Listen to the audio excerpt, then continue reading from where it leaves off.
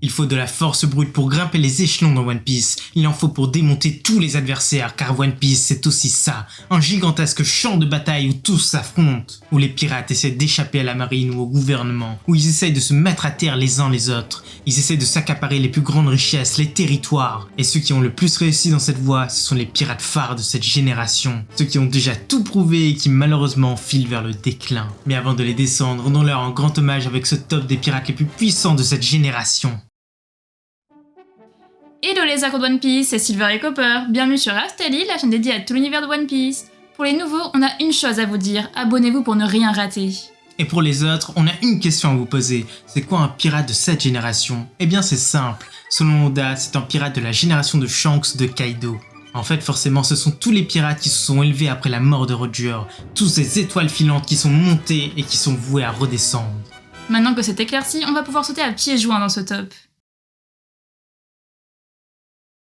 Il y a bien longtemps sur East Blue, il s'est passé un événement d'une ampleur considérable. Un éminent pirate a été condamné à mort. Mais juste avant que les lames ne se traversent son corps, il a hurlé à la foule cette vérité, que son trésor était sur Grand Line et qu'il le donnait à qui le trouvait. Ce jour-là, il a marqué toutes les personnes sur place. Tous ces jeunes ambitieux qui ne rêvaient que de gloire et de fortune. Tous ceux qui composent ce top. Et le numéro 10, eh bien c'est lui. C'est Moria. Car juste après cet événement, il a filé droit sur Grand Line. Il s'est fait un nom. Il était incontournable. Il a obtenu le titre de Shishibukai. Forcément, son fruit du démon n'était pas pour rien dans cette histoire. Car il a le fruit des ombres et ça lui permet de tous les dérober, de les contrôler et il peut les intégrer à son corps. Mais la clé de son succès, c'est forcément le Doppelman. Son nom devient totalement autonome et il peut changer de place avec celle-ci à volonté. Vous vous rendez compte, c'est un moyen d'évasion extrêmement puissant. Brisé par ses réussites sur Paradise, il va filer dans le nouveau monde jusqu'à atteindre Wano. Hélas pour lui, il va se faire avoir par Kaido, mais très violemment. Ce monstre exterminera même tout son équipage. Alors il rentrera dans son île natale et construira un navire incroyable, Thriller Bark.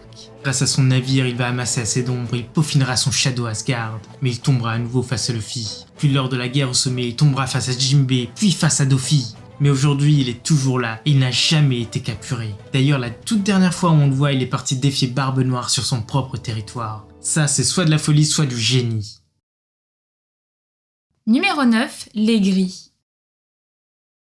Ce numéro 9 a aussi un chemin similaire et lui aussi il est très sous-estimé. La faute au fait qu'il soit tombé bien trop tôt dans la série, c'est Crocodile. Lui aussi, dès les mots de Roger, il s'est mis en tête de devenir roi des pirates. Il a foncé comme un malade, a pris le titre de Shishibukai, mais il est tombé face à bien pire. Il est tombé face à Barbe Blanche. Ce titan l'a littéralement mutilé, mais par contre, il l'a laissé en vie. Du coup, Crocodile s'est replié sur Alabasta et il a pansé ses plaies. Il a compris alors que son Tsunanomi n'était en aucun cas suffisant. Alors il s'est mis à la recherche des armes antiques. Mais là aussi, il tombera face à Luffy. Il fera un séjour à Impel Down et après son évasion, il essaiera de se venger à Marineford. Aujourd'hui, il est dans le nouveau monde et il a promis de devenir bien plus fort. Et ce ne sera qu'à ce moment-là qu'il montrera dans ce top, surtout s'il maîtrise le haki.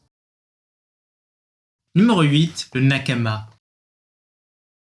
Il n'y a qu'un seul pirate qui ne fait pas partie de la nouvelle génération dans l'équipage du Mugiwara. Ah bah non, en fait, il y en a deux. Le premier c'est Brook et il est de la très vieille génération. C'est un papy badass. Oui, on est en train de placer le top de la semaine dernière dans cette vidéo, vous inquiétez pas. Bref, le second c'est lui, Jinbei, le grand paladin des mers. Et c'est lui le 8e de ce top. Ça fait bien plus qu'une dizaine d'années qu'il sillonne ce monde. Il a commencé en tant que garde royal, mais il a très vite rejoint son grand frère Fisher Tiger dans la piraterie. Il a intégré l'équipage Soleil, il est monté en puissance, il a impressionné Strawberry. Et à la mort de son capitaine, il a pris sa place et a obtenu le titre de Shishibukai. Et lors de la guerre au sommet, il se fera très bien remarquer. Il a abattu ennemi sur ennemi, il a sauvé Luffy à de nombreuses reprises. Et aujourd'hui, il a rejoint son nouveau capitaine dans son équipage.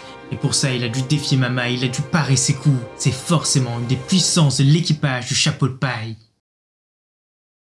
Numéro 7, l'inconnu.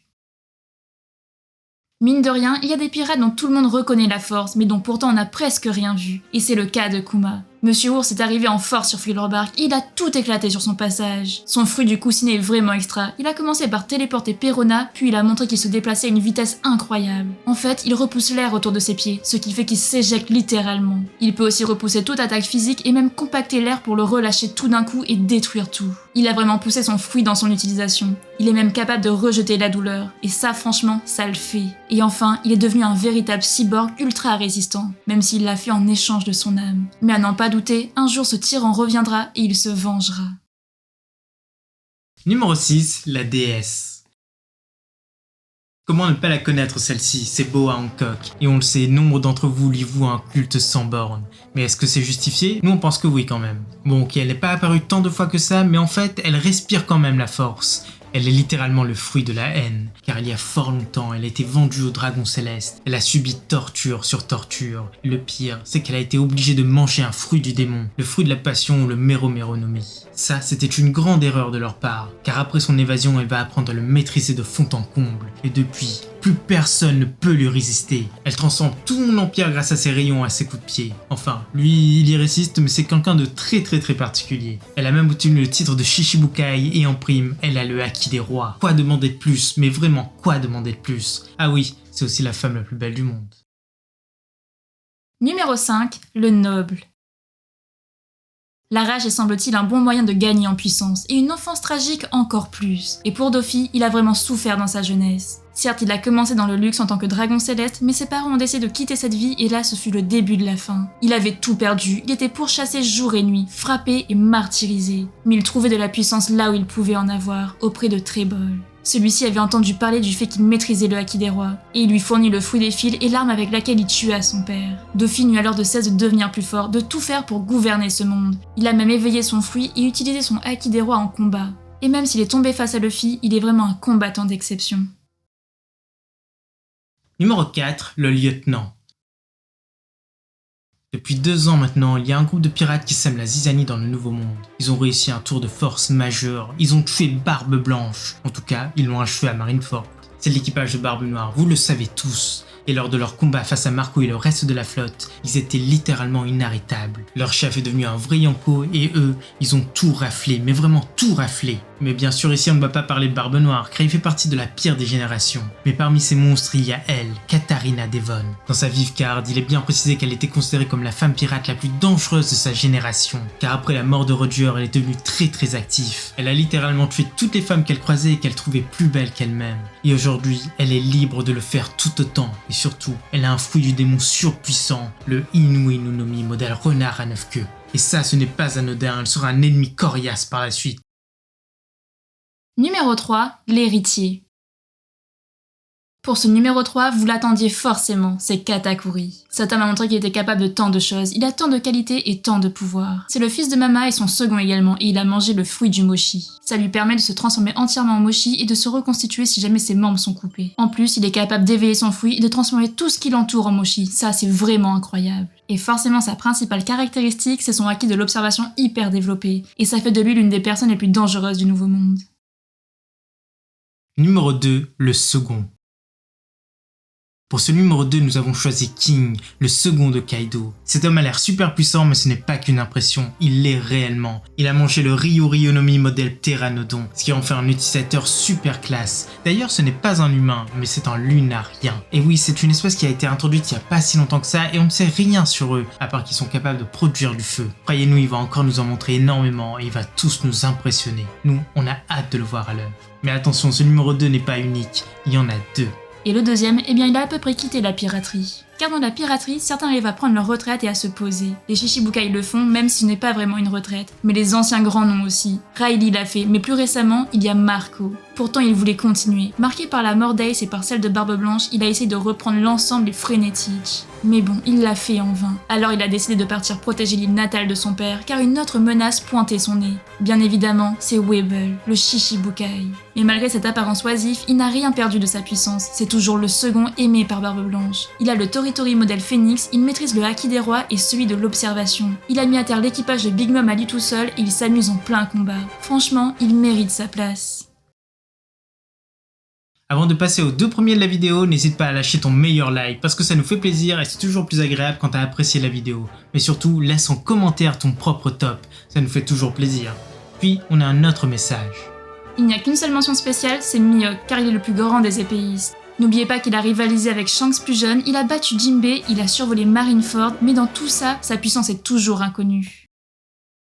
Numéro 1, le Big Boss.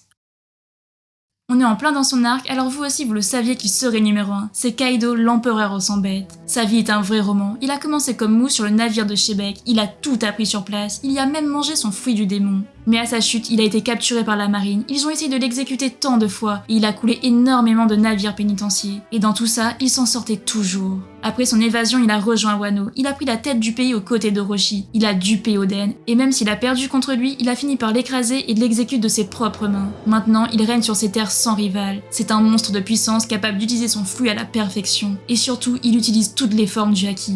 Et si c'est pas suffisant pour vous convaincre, il est bien la créature la plus forte du monde. Ce numéro 1, lui aussi, n'est pas unique, car pour nous, il y a une équivalence dans le monde de One Piece. Et d'ailleurs, ce personnage a eu le droit à une annonce il y a pas si longtemps que ça. Et il y a un film qui va lui être dédié entièrement. En tout cas, c'est ce qu'on pense vu les dernières annonces. Oui, c'est de Shanks qu'on parle ici. Aucun suspense, mais vraiment aucun. Il a tout vécu dans sa vie, il a côtoyé les plus grands, il a grimpé les échelons, il a affronté les plus puissants. Et même après la perte de son bras, il est devenu un véritable Yonko. D'ailleurs, c'est le plus jeune d'entre tous. Oui, c'est vrai. Sa puissance était reconnue de tous, il a même fendu le ciel lors de son affrontement contre Barbe Blanche. Il a retenu Kaido alors que celui-ci allait droit vers Marineford. Il est même respecté par ce dernier. Juste après, il arrête Akainu à Marineford et presque sans effort. Mais forcément, on en connaît très peu sur lui. Il faudra peut-être attendre le film pour en savoir plus, mais bon, ça vaut forcément la peine. Voilà, c'est déjà la fin de cette vidéo. On espère que ça vous a plu et surtout laissez votre propre top aux commentaires, ça nous ferait très plaisir. C'était Silver et Copper pour After Lille. À bientôt les accros de One Piece.